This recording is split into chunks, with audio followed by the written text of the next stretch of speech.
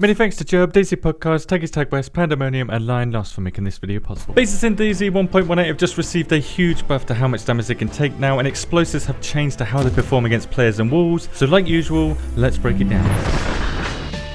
Before this patch, it took 5 grenades to destroy a wall in DayZ, and that was a wooden or a metal wall. However, in the most recent 1.18 patch, the wooden frames that support the panels on the front here have received a monstrous buff. There is a very distinct difference between the wooden walls and the metal walls now, because before you could just destroy the frames behind and the metal wall or the wooden wall would just drop off of it, so there was no difference between a metal wall or a wooden wall when it comes to explosives.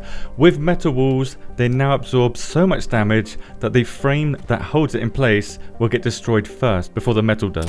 So before the latest version of DayZ 1.18, like I said, it takes 5 Russian or American grenades to destroy a wall completely. However, now it would take 6 grenades to destroy the wooden panel, with 6 more grenades being required to destroy the complete wall and therefore gain access to the base.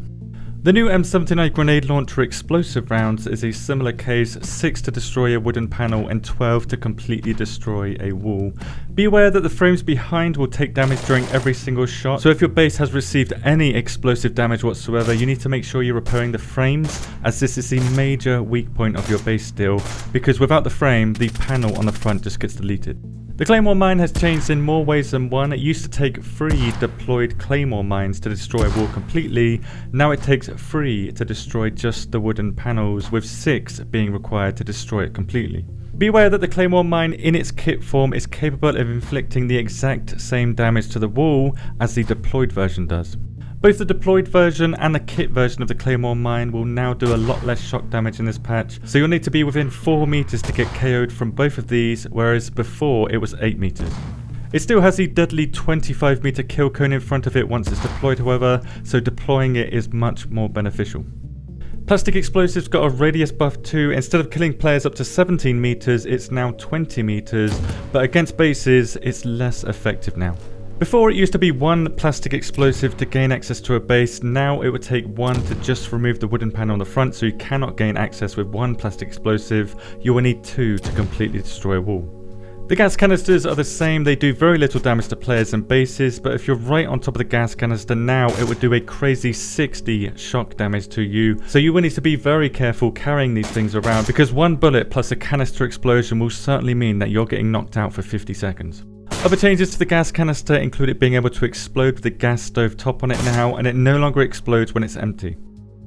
So from what we've learned of the changes so far with this update to bases, it takes just over twice as much to destroy a wall in DayZ, but this is only for explosives. I tested the Vega before this patch and I got the exact same numbers after this patch.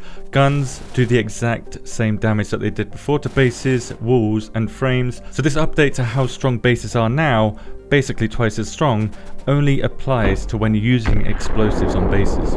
With that said, to put these changes into perspective, guns do the exact same damage they once did before, and explosives now do half the damage they did before. With that in mind, I'm sure the devs would love to get some feedback on this, so get into the comments and have your say. Thank you very much for watching, and have a good day.